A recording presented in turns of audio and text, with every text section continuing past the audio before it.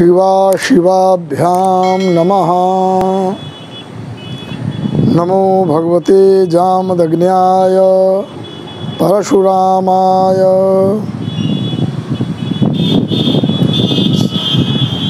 आज का प्रश्न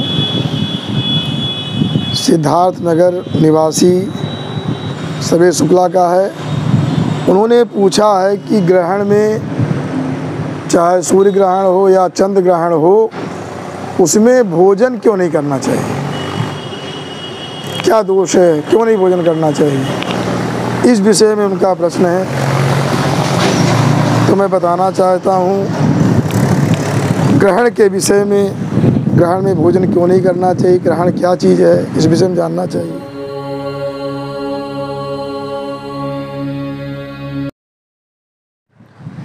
जैसा कि श्रीमद् वाल्मीकि रामायण में कथा आती है कि राहु जो है, जब राहु भगवान सूर्य के पास पहुंच जाता है और चाहे चंद्रमा के पास पहुंच जाता है, और जब सूर्य या चंद्रमा को आच्छादित कर देता है और सूर्य की किरणें बाधित हो जाती हैं अथवा चंद्रमा की किरणें बाधित हो जाती हैं, तो उसी का नाम है सूर्य ग्रहण या चंद्र ग्रहण। जब एक बार वाल्मीकि रामायण में जो कथा है, जब सूर्य ग्रहण लगने जा रहा था, राहु पहुंच गया था सूर्य के पास, उसी समय हनुमान जी पहुंचे थे। इसी चर्चा हम पहले कर चुके हैं। हनुमान जी पहुंचे, वो तो सूर्य को फल समझ करके ग्रास करने गए थे, लेकिन वो राहु केवल सिर भाग होता है, तो राहु को फल समझ कर राहु की ओर दौड़े। राहु वहाँ से भगा, इंद्र के पास गया। आगे की कथा है, फिर इंद्र आए, इंद्र ने अपने वज्र का प्रहार किया हनुमान जी के ऊपर। तभी से उनका नाम जो है हनुमान पड़ा कि महद हनुयस्य हनुमान। तो इस प्रकार से सूर्य ग्रहण चंद्र ग्रहण राहु के द्वारा लगता है। राहु को छाया ग्रह माना गया है। तो जब राहु सूर्य को ढक लेता है या चंद्र को ढक लेता है, उसकी फिर राहु का जो दुष्प्रभाव होता है वो भूमि पर पड़ता है। उससे जो है सारी वस्तुएं दूषित हो जाती हैं, जो बनी हुई चीज़ें होती हैं दूषित हो जाती हैं, क्योंकि सूर्य का किरणों का अभाव हो जाता है और चंद्रमा की किरणों का अभाव हो जाता है और राहु की छाया पड़ जाती है, इसलिए वो सब चीज़ें दूषित हो जाती है। जैसा कि ये जो है हमारे यहाँ शास्त्रों में कहा गया है, वृद्ध गौतम का वाणी है कि सूर्य ग्रहे तु नास्नीयात् पूर्वम याम चतुष्टयम चंद्र ग्रहे तु यामान स्त्रीन बाल वृद्धा तुरैर्विना। ये कहा गया है कि सूर्य ग्रहण में नास्नीयात् भोजन नहीं करना चाहिए। कितने समय तक? सूर्य ग्रहण से याम चतुष्टयम 12 घंटे पूर्व नहीं भोजन करना चाहिए। और चंद्र ग्रहे तो यामांसीन, चंद्र ग्रहण में 3 याम 9 घंटे, एक याम 3 घंटे का होता है, 3 चौक 12 होता है। तो 12 घंटे सूर्य ग्रहण में, ग्रहण के पूर्व 12 घंटे भोजन नहीं करना चाहिए। और चंद्र ग्रहण में 3 घंटा जो है 9 घंटे पहले भोजन नहीं करना चाहिए, क्योंकि उसमें सूतक लग जाता है। सूतक लगने के कारण उसमें भोजन निषिद्ध हो जाता है, क्योंकि जो है उसमें राहु दिखाई पड़ता है और सूर्य गायब हो जाते हैं, चंद्रमा गायब हो जाते हैं। तो जो चंद्रमा की अमृतमयी जो किरणें हैं वो यहाँ तक नहीं पहुँच पाती हैं, सूर्य की जो दिव्य किरणें हैं वो नहीं पहुँच पाती हैं, इसलिए वो चीज़ें वस्तुएं दूषित हो जाती हैं। और जब से ही ग्रास आरंभ होता है, मतलब सूतक लग जाता है 12 घंटा पहले, तभी से ये सारी जो है भोजन आदि निषेध हो जाता है। लेकिन इसमें एक विशेष बात ये बताई गई है, जो अंतिम में कहा गया है कि बाल वृद्धा तुरैर्विना, कि लेकिन इसमें छूट दी गई। जो बालक हैं, बालकों के लिए छूट है, वो भोजन कर सकते हैं। जो ज़्यादा वृद्ध हो गए उनके लिए छूट, वो भी भोजन कर सकते हैं। आतुरई माने जो विशेष रोग से पीड़ित हैं, ये लोग भोजन कर सकते हैं। शास्त्रकार ने इतना छूट दिया गया शास्त्रों में। उसमें करना क्या चाहिए? और लेकिन विशेष काल वो माना जाता है जिस बीच में ग्रहण पड़ता है। सूतक तो अलग हो गया, लेकिन ग्रहण का स्पर्श और मोक्ष, ये जो मुख्य ग्रहण होता है उसमें तो ज़रूर किसी को भी उसमें भोजन नहीं करना चाहिए। भोजन जलपान उसमें सब वर्जित हो जाता है। उतना समय, छोटा समय होता है, अगर सूतक में नहीं आप अपने को संभाल पा रहे हैं तो ग्रहण काल में अवश्य ही भोजन जल आदि का त्याग कर देना चाहिए। लिखा है कि क्या करना चाहिए उस समय ग्रहण काल में, ये भी बताया गया है कि सूर्येन्द्र ग्रहणम यावत तावत कुर्यात् जपादिकम न सुपे न च भुंजीत स्नात्वा भुंजीत मुक्तयोः। जब तक सूर्य या चंद्र ग्रहण रहता है तब तक व्यक्ति को जप आदि करना चाहिए, जप होम आदि करना चाहिए। उस समय जप करे अथवा होम, जप और होम करना चाहिए, इसमें दोष नहीं होता, जप और होम करना चाहिए। निषेध जो है मूर्ति पूजा का है, मंदिर में मूर्ति पूजा नहीं करना चाहिए, पूजन का निषेध है, लेकिन जप और होम करना चाहिए। लिखा उस समय ना सोपेन, सोना भी नहीं चाहिए, और ना भुंजीत, ना भोजन करना चाहिए। भुंजीत मतलब कुछ भी नहीं खाना चाहिए, ये नहीं केवल भोजन है, कुछ भी नहीं खाना चाहिए। स्नात्वा भुंजीत मुक्तयो, जब ग्रहण मोक्ष हो जाए सूर्य का चंद्रमा का, उस समय जो है स्नान करके तब पाना चाहिए। इसमें दोष क्या है, अब समझिए दोष क्या मैं बता रहा हूँ। शास्त्र के अनुसार ज्योतिर्निबंध में मेधातिथि ऋषि ने कहा है कि सूर्य बताया गया निद्रायाम जायते रोगो मूत्रे दारिद्र्यमाप्नुयात् पुरीसे किम योनिस्यान् मैथुने ग्राम शूकरः। ये दोष बताए गए हैं। अगर कोई ग्रहण काल में सोता है उसमें अवश्य जागना चाहिए, कभी सोना नहीं चाहिए। सोने वाले को क्या दोष होता है, रोग। जो ग्रहण में सोता है रोगी विशेष रोग का भागी बनता है, रोगवान हो जाता है वो, इसलिए सोना नहीं चाहिए। और मूत्रे दारिद्र्यमाप्नुयात्, ये विशेष करके ग्रहण काल में, सूतक काल तो बड़ा होता है, सूर्य ग्रहण में 12 घंटे होता है, लेकिन ये जो ग्रहण काल में विशेष इसका ध्यान रखना चाहिए कि सोना नहीं चाहिए। और मूत्र अगर कोई लवशंका भी नहीं करना चाहिए उस समय में, उससे दरिद्रता आती है। ग्रहण में जो लवशंका करता है, मूत्र का त्याग करता है, उस समय उसको दरिद्रता आती है। पुरी से कृमियोनि स्यात्, अगर वो मल का त्याग करता है, मल त्याग करता है तो वो कृमि होता है, कीड़ा बनता है, वो कीड़ा बनता है। और मैथुने ग्राम शूकरा, अगर वो पति पत्नी संयोग करता है, मैथुन करता है, तो ग्रामीण शूकर बनता है, वो मल खाने वाला शूकर बनता है। ये सब चीज़ें त्याज है, तब ही तो ग्रहण का लाभ ग्रहण जो है तब उसका लाभ प्राप्त होता, नहीं तो ग्रहण से बहुत बड़ी हानि भी होती है। ध्यान रखना चाहिए, इन सब चीज़ें बचना चाहिए। आगे और भी बताया गया है कि अभ्यंगे चा भवेत कुष्ठी भोजने स्यादधो गति वंचने चा भवेत सर्पो बधे चा नरकम व्रजेत। कहा गया अभ्यंगे, शरीर में अगर खूब अभ्यंग करता है, तेल आदि लगाता है या बुकवा लगाता है तो कुष्ठ रोगी हो जाता है। भोजन अगर करता है अधोगति, उसकी निम्न गति हो जाती है, निम्न योनियों में जाता है जो ग्रहण में भोजन करता है।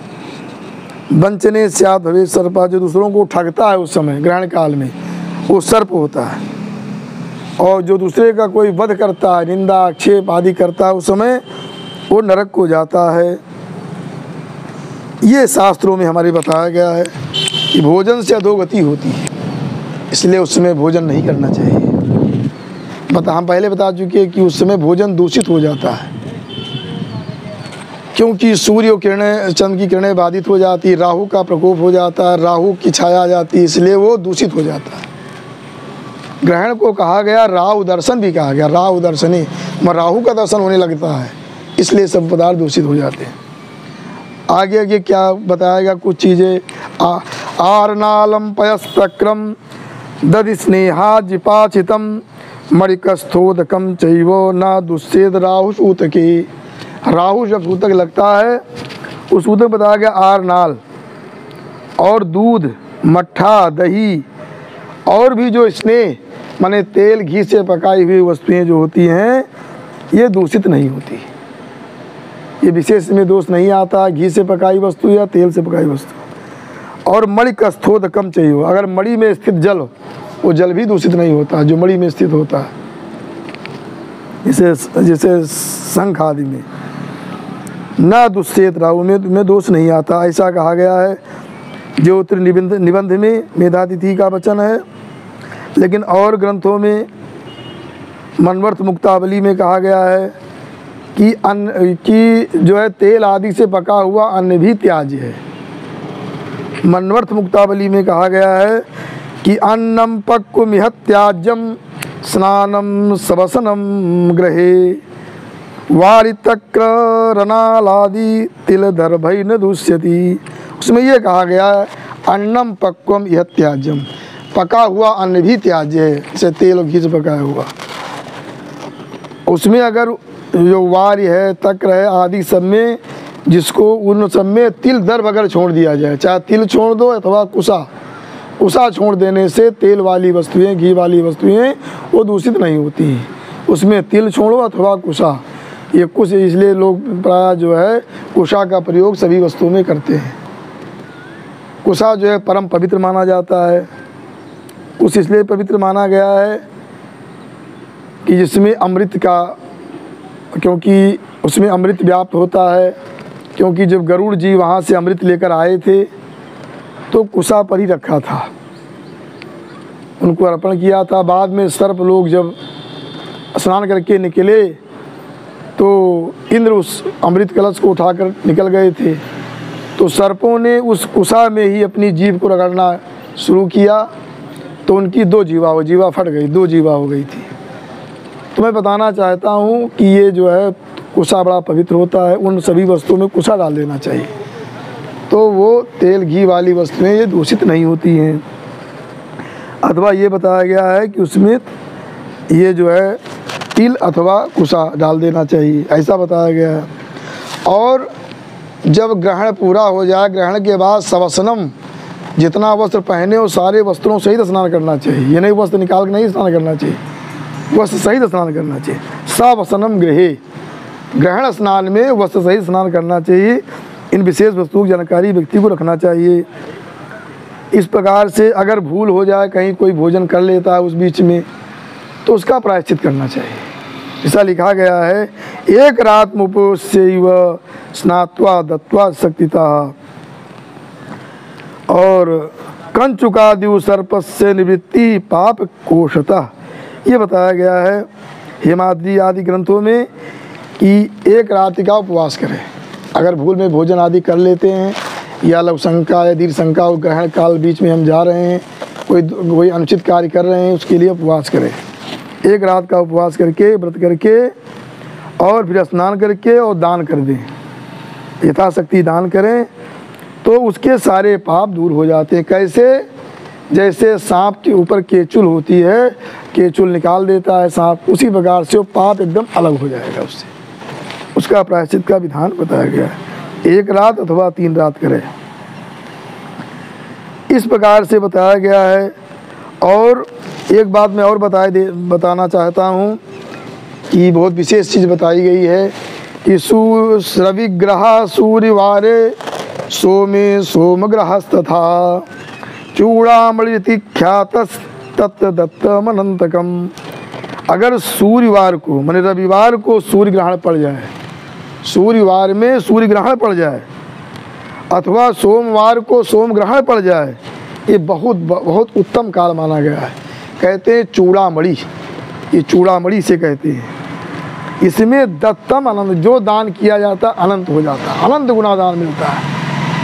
अनंत मतलब फल उसका होता है जो दान किया जाता है।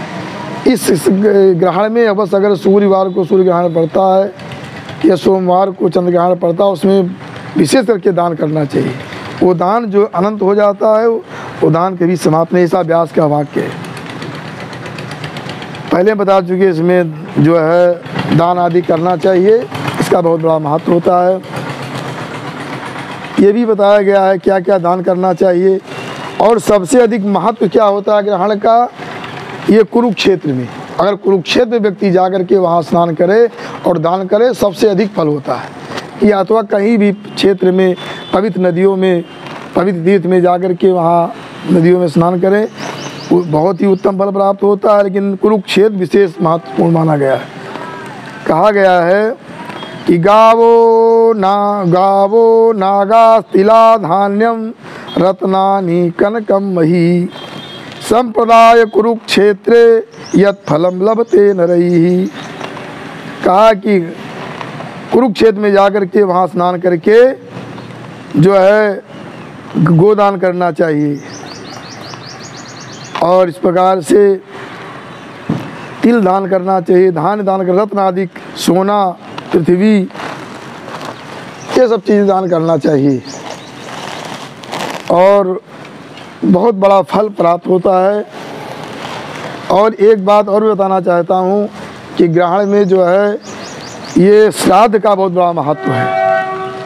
अपने पितरों को प्रसन्न करना हो, ऋषि सिंह का ये वाक्य है कि चंद्र सूर्य ग्रहे यस्तु श्राद्धम विधिवदाचरेत ते नैव सकला पृथ्वी दत्ता विप्रस्य वही ग्रहे, दत्ता विप्रस्य वही करे। चंद्र और सूर्य ग्रहण में जो विधिवत श्राद्ध करता है वो मानो सारी पृथ्वी को ब्राह्मण को, एक विप्र माने जो वेदज्ञ ब्राह्मण को दान कर दिया, उसके हाथ में दे दिया, इतना पुण्य उसे प्राप्त हो जाता है। इसमें श्राद्ध भी करना चाहिए। और मैं एक और चीज़ भी बताना चाहता हूँ कि सूतक, जो ये सूतक होता है ग्रहण वाला, इसमें होम जप में कोई दोष नहीं माना, होम जप के लिए सूतक नहीं माना जाता। आप हवन कीजिए, जप कीजिए, ना सूतकादि दोषोस्ति ग्रहे होम जपादिस। इस प्रकार से ये बताया गया है। तो या दीक्षा व्रतचारिणाम वनस्थस्य च या दीक्षा दारिद्र्यम सप्त जन्मसु। नहीं, ये योगिनी तंत्र में ये बताया गया है कि चंद्र ग्रहण आदि में दीक्षा नहीं लेना चाहिए, दीक्षा का निषेध बताया गया है। और ना तो चंद्र ग्रहण में दीक्षा लेनी चाहिए, ना दीक्षा व्रतचारिणाम, ब्रह्मचारी से भी दीक्षा नहीं लेनी चाहिए। दीक्षा तो गृहस्थ ली जाती, क्योंकि शास्त्रों में बताया गया है कि जो है पुत्रदार समायुक्ता गुरु आगम सम्मता, जो पुत्र स्त्री से युक्त होता है उसी वो आगम सम्मत गुरु होता है। इसलिए ब्रह्मचारी से भी दीक्षा नहीं लेनी चाहिए। वनस्थस्य या दीक्षा, जो वन में रहने वाले वनवासियों से दीक्षा नहीं लेनी चाहिए। दारिद्र्यम सप्त जन्मस, जो इनसे दीक्षा लेता है वो 7 जन्मों तक दरिद्र रहता है। ना तो चंद्र ग्रहण आदि की दीक्षा लेना चाहिए, ना तो ब्रह्मचारी से दीक्षा लेना चाहिए, ना वनवासी से, गृहस्थ से दीक्षा लेनी चाहिए। अगर इनसे कोई दीक्षा लेता है तो 7 जन्म तो दरिद्र रहता है। इस प्रकार से हमने ग्रहण के विषय में चर्चा किया, जिन्होंने पूछा था उसका समाधान किया। आगे जो प्रदोष आने वाला है, ये भी प्रदोष के 13 तारीख को प्रदोष है, उसके पहले एक जो है प्रदोष के विषय में, प्रदोष का महत्व क्या है, उसकी विधि क्या है, उस व्रत की, उस विषय में जानकारी दी जाएगी वीडियो के माध्यम से। आज वाणी को यहीं विराम। असतो मा सद्गमय तमसो मा ज्योतिर्गमय मृत्योर्मा मृतम गमय। ओम शांति शांति।